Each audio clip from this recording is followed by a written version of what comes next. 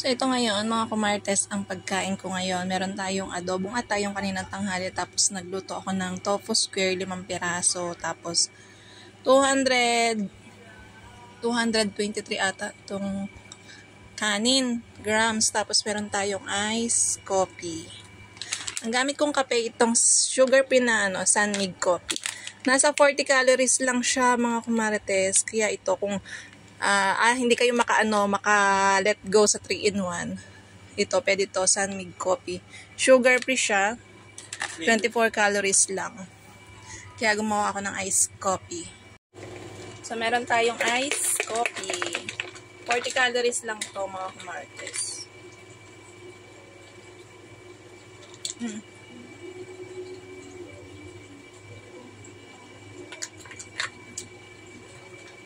Lasang ano? Kape na walang sugar. Siya ba sugar free nga eh. Ay. So, ayan, kain tayo. Ang problema ko nito, pag nagutom ako mamayang gabi. Kasi anong oras pa lang? 7:41. Sana hindi na ako magutom mamaya. Kahapon kasi alas 6 naghapon na kami kahapon, alas 6. Kaya alas 10 gutom na ako. Ngayon alas 8, tama lang. Bago matulog siguro busog pa.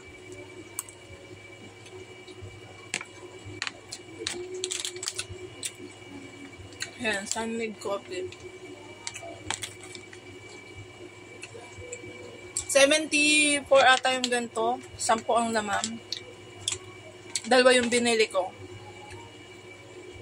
Tapos kung magka-calorie deficit kayo mga kumartes, kailangan nyo talaga ng timbangan.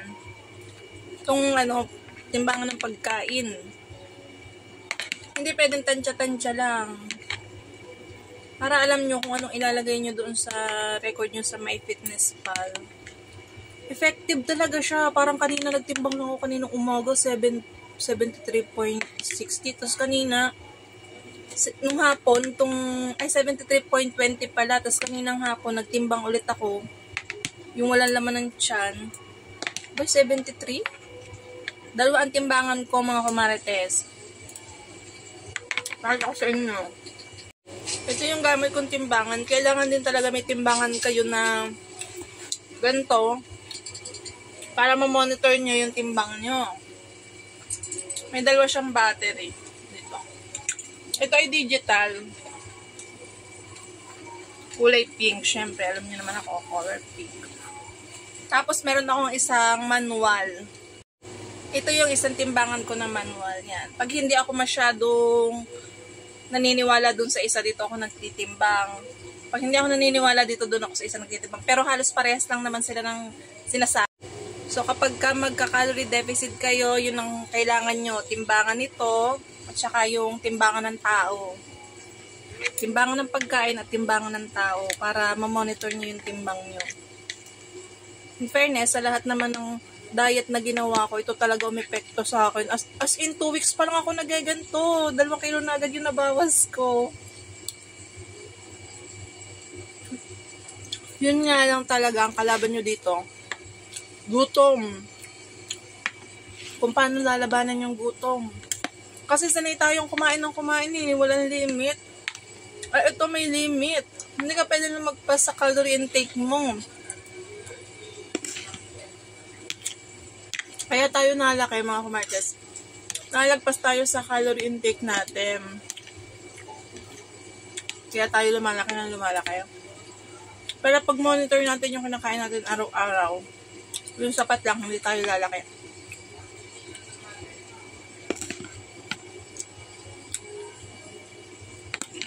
So meron pa akong natitirang 200 plus calories intake ko. Pag nagutom ako mamaya, pwede akong kumain ng saging. Saging or itlog. Para mabusog. Pero pag nag-crave ako na matamis, tiningnan ko na agad kung ilang calories yung yung stick o. Pwede akong kumain ng 3 hanggang 5.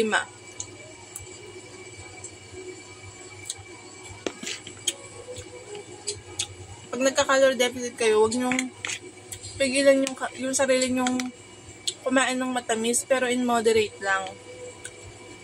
Isipin nyo kung may matitira pa ba kayo para sa hapon, kung kakain kayo. Tignan kaunting matamis lang para lang masatisfy yung inyong cravings. Masama naman din kasi yung hindi kayo nakakatikim. Lalo kayong magkikrave, lalo kayong kakain ng madami.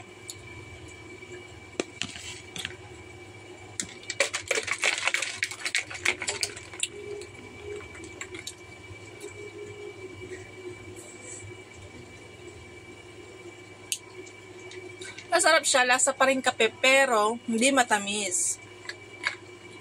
Kapait-pait ng konti. Lasang-lasa yung kape.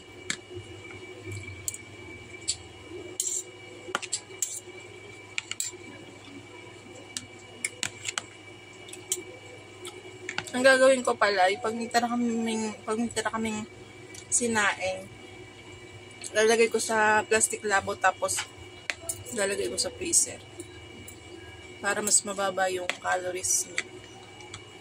Meron kasi yung sinasabi ni Doc Alvin. Si Doc Alvin, mga kumartas, idol ko yan.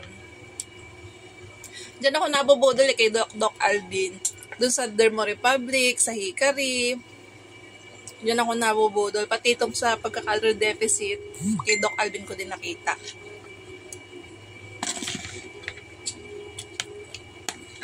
So, lagi kong pinanonood yung kanyang mga ang taba din niya dati, nag-calorie deficit lang siya din.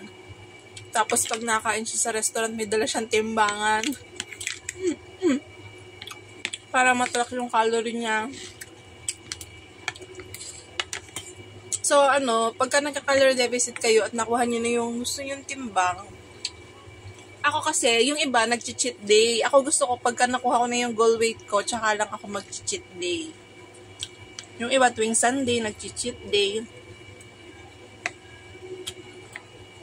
Kinakain nila kung anong gusto nila kainin. Walang timbang-timbang. Ako sa ngayon, hindi muna. Iwas muna ako sa matatamis. Pero nakain pa din naman ako. Pero, tinitimbang ko nga lang. 2 linggo na ako nagka-calorie deficit. At 2 kilo na rin yung nawala sa akin.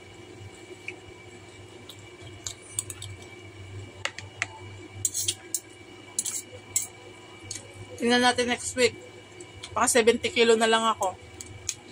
Hindi ko muna ipapakita sa inyo ang katawan ko. Pagpayat na talaga. Makikita nyo naman yan sa mukha ko. Pag tumuha akong ganyan, wala na akong baba. Payat na tayo.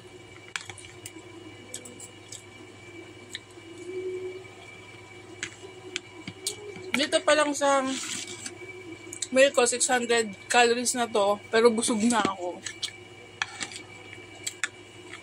Pero minsan nga, pag madaling araw, nagugutom ako. Kaya kailangan ko talaga ng appetite suppressant. Kagaya ng Shepo Apple Juice. Maraming mga kayo mabibili dito sa TikTok. Hindi mo na ulit ba sa atin? Hindi mo na ulit ba sa atin? Hindi ko alam. Maraming nagtitinda ng mga appetite suppressant. Pero yung mga tinitinda nila, hindi talaga pampapayat.